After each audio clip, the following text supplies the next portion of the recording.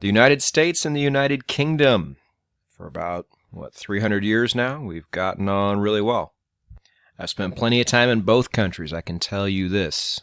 We are very much the same for how far away we are geographically. And they would pretty much have to be to get along this well for this long. Now, the problem is, even though this is the case, when you try to combine a British thing with an American thing, the results can be a bit strange.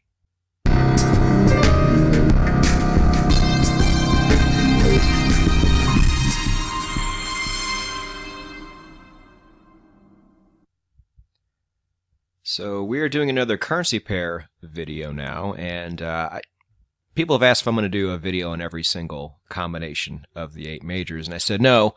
I really only do a video highlighting a particular currency if there's some type of nuance to it that is unique to all of the others. And I think this is the case here. Plus, it's a really popular pair. I think it's about time we went over it. Now, in this video, how we're going to approach this is like this. Just talk about the basic things to know overall about the pound dollar. For brand new traders, you're always going to find people who give opinions on how you should trade this. This is mine, and it's going to be a lot different than what you've seen before. Now, the main objective of this video really is me telling you why you need to trade this pair a lot more cautiously than most currency pairs. Other channels, other websites will tell you pretty much the opposite, and they are wrong in my opinion. I'm going to show you why, but I'm also going to show you how. There'll be situations that come up where you have a choice to make a trade on the pound dollar, and you need to know what to do. So we're going to talk about that as well. And then I have some pretty useless predictions going forward. I'm not a fundamental analysis trader. But I will pretend to be one more towards the end of the episode and give you some opinions on where I think really not the pound dollar so much, but where the pound itself is headed. So moving on, if you really want to understand the way we approach the pound dollar here at No Nonsense Forex, you first need to understand, if you didn't already, our approach to the euro dollar. It was one of the first ever videos created on this channel. Might have actually been the first video created on this channel. I can't remember. But that video was mostly me telling you that out of all combinations of the 28 majors, this is the one pair, especially brand new traders, should generally avoid, which is the complete opposite of everything new traders were told. Because the big banks, as we all know, the ones who move the market, come in and intervene with this particular currency pair the most, because this is where most people are trading. There's a lot of traders out there that just trade this pair, and I think that is crazy.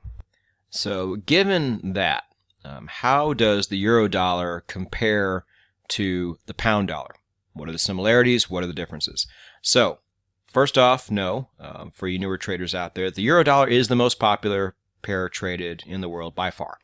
And the pound dollar is actually the third. Does anybody know the second? I'd imagine most of the more experienced traders out there do. Second is the dollar yen. But my point here is, since we know that the euro dollar is open to the most manipulation out of all the currency pairs, just know that the pound dollar is not that far behind. I mean, the United Kingdom is one of the largest currency trading countries on the planet, and they typically like to trade their own home currency. So this is something that you will see manipulated heavily, and this is not necessarily a good thing. On top of that, the pound dollar is always more volatile. I say almost always. I can't really think of a time where it wasn't. If you look at the ATR on the euro dollar and then you look at the ATR on the pound dollar is almost always higher. Now we will talk about that in a minute, how this is not really a big deal and how you can easily adjust your trading to where it won't really matter. But this is just something to remember going forward. I think newer traders really get caught up trading this pair sometimes because they trade it the same way they do the euro dollar, The banks come in and manipulate price, and you actually take a bigger hit trading this currency than you would something like the euro dollar or even the euro yen. But overall, not right now because of what's going on in the world, but for the most part with both of these currencies, also understand that the United States dollar is usually the currency that makes this pair move more than the euro or the pound will. And for those of you who are more experienced on this channel, you know that this is typically not a very good thing because the United States dollar itself is the most manipulated currency out of any of the currencies you can possibly trade out there. So it would seem like we're not off to a great start. But understand a few things as we go forward. So when I say more volatile, it is, but volatility itself is not a big deal. And if you have not seen episode 14 of the Q&A podcast, this is the podcast that I host every Monday, I will link this down below. And what it does for you is helps you understand how to trade volatile currency pairs just like you would trade currency pairs that are not that volatile, like the euro dollar, like the dollar yen. Pairs like the pound Aussie and the pound Kiwi can move 3 times as much per day. Now, how do you approach that? And the good news is if you know what you're doing and you follow the advice I give on that podcast, you can trade a currency that doesn't move much at all, like right now the dollar yen, just like you would trade a currency that moves a lot, like we said, like the pound Kiwi. So make sure you've seen that if you haven't, but also just expect bigger moves overall. Like I said, this video is more for newer traders. Experienced traders know this, but bigger moves in this currency pair just day to day are going to come, and that's mostly because news events, especially for the pound compared to the euro, just happen more often in the pound itself. So when it comes to the pound dollar compared to the euro dollar, you are going to see days where this pair moves a lot. Now the good news on that is if you trade the daily time frame like we do here at No Nonsense Forex, all you have to do is go to the Forex news video I made, and it will actually tell you which news events in particular you have to be cautious of when trading the pound dollar, really just the pound itself at all. And if you know which ones those are, and you can see them coming, which we can in Forex, it's tremendous. We have news calendars that tell us when everything is coming up. Then you can easily adjust your trading accordingly, which is good because you really don't want to be in the market when these things are going down because you have absolutely no control over the outcome. And these events do happen more often with the pound than really they do almost any other currency pair not named the dollar. So really, in this case, you are dealing with 2 of the most news event driven currencies out of the 8 majors. Not a great thing, but not always a bad thing as long as you're cautious and you know what to do. And that's where that Forex news video comes in. So that's how I would say you should handle the volatility of this pair compared to something like the euro dollar. But let me just give you my overall recommendations on how to approach this pair in general. Because it's a big time currency pair. And I just don't think most people have a real specific plan of action with it. I think they treat it way too much like other pairs. And I don't think that's your best move. So first off, this is kind of where I've differed since I made the euro dollar video. I kind of said the euro dollar was its own, singular entity and you should treat it way different than all the other pairs. Nowadays, I would pretty much group the pound dollar in there with it. For the reasons we just spoke about before, I think you need to take just as much caution with it than you need to with the euro dollar. So the main thing when it comes to your actual trading is, for example, if you are faced with a situation where you have a long signal on the pound dollar, for example, and you also have a long signal on the pound Swissy. Now, normally in this situation, if I have a decision to make between two currency pairs that involve the same currency, I will just split the risk. I really don't see much need to favor one over the other.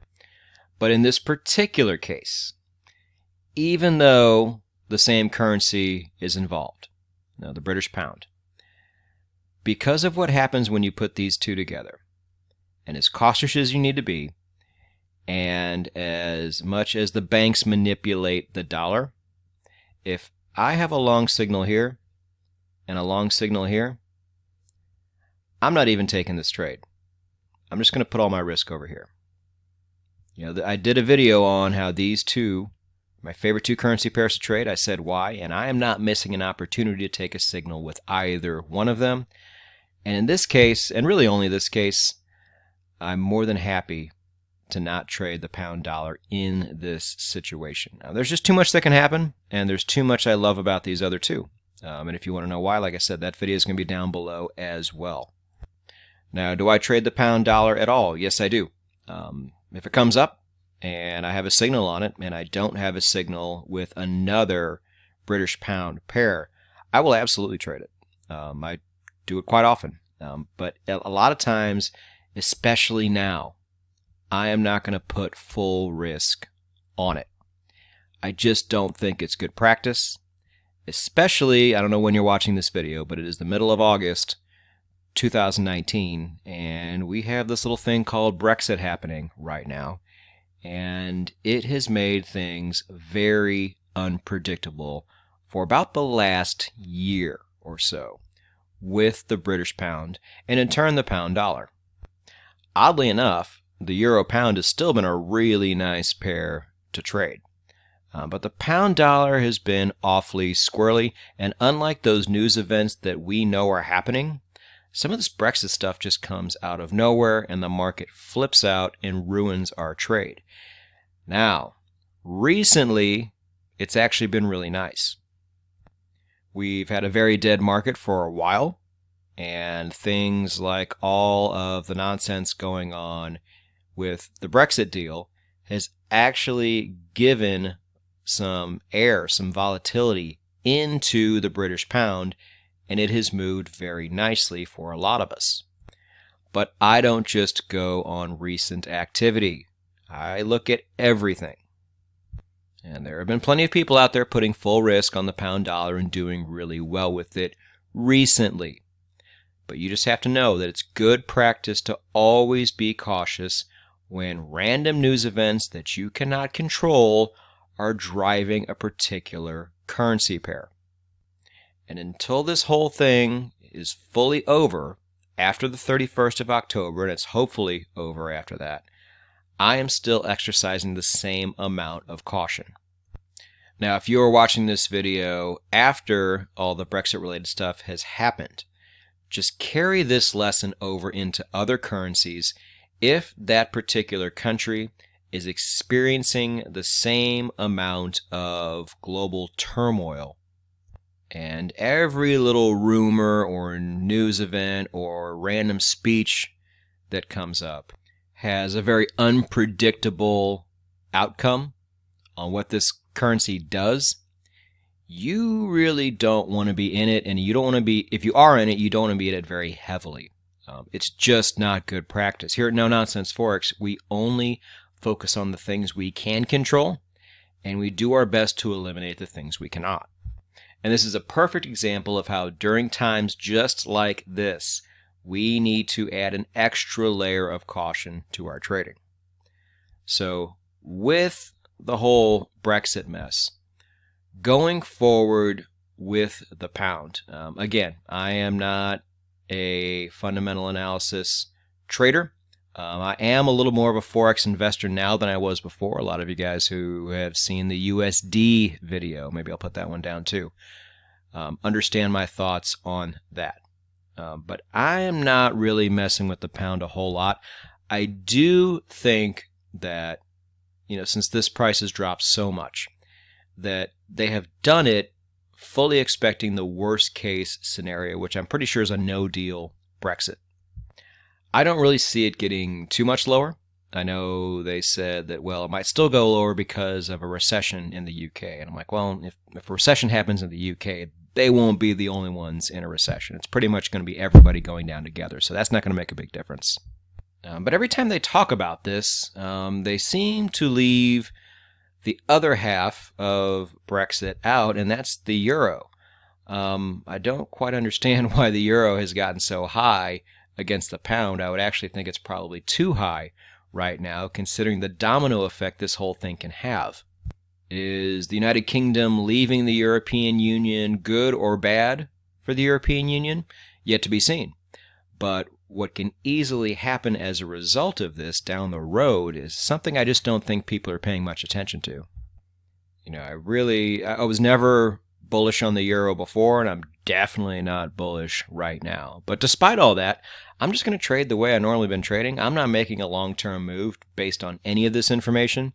I make currency diversification moves for myself, thinking more like 2 to 5 years in advance. And it's really hard for me to make a guess as to how any of this is going to affect those two currencies going that far ahead. So I pretty much just stay out of it, and I recommend most of you traders do the same. But I thought while I was here, I'd kind of step out of my area of expertise and just make a quick little prediction, and we'll revisit this video 2 years from now and see just how wrong I was. But in conclusion, always understand that the pound dollar is a more volatile version of the euro dollar, just with more news events. All right, I shouldn't really say they're the same like that, but when it comes to your trading, if you just look at it this way, it's a much easier way to go about trading both of these. And the same amount of caution should be exercised on both when you factor everything in. This is really the one biggest thing I want to impart to you on this video, because I don't think a lot of you, especially people who take the approach I told them to on the euro dollar, I don't think they're taking that same approach on the pound dollar, and I feel like it's time we all did. Now that being said, pound cross pairs, you know, your pound yen, pound Swissy, pound Kiwi, great pairs to trade, oddly enough. It's just when you put the pound and the dollar together is when things get very unpredictable. But pound pairs move, and as trend traders, we like that. So definitely don't shy away from other pound pairs the same way you would the pound dollar. And I just think that an extra layer of caution should be put on during this whole Brexit time. It's really going to be just another month and a half, and then when that's over, you can kind of let the dust settle and then take that extra layer off, but still be cautious here, just like you would when trading the euro dollar. So traders, if you are new to this channel, and newer viewers are the reason I created this particular video, this is how we go over things. We go over them in a very different way, and you're going to want to be on board with this. So subscribe and hit the bell if you haven't already. We go much deeper into a lot of these concepts, and we really try to not leave any stone unturned. And the way we do things is very unique and very effective at the same time. You're going to want to be on board with this. But for my more experienced traders, I hope you're able to take some things away from this video as well.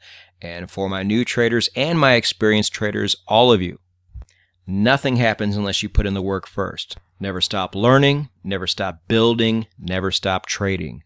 Go out there and get it.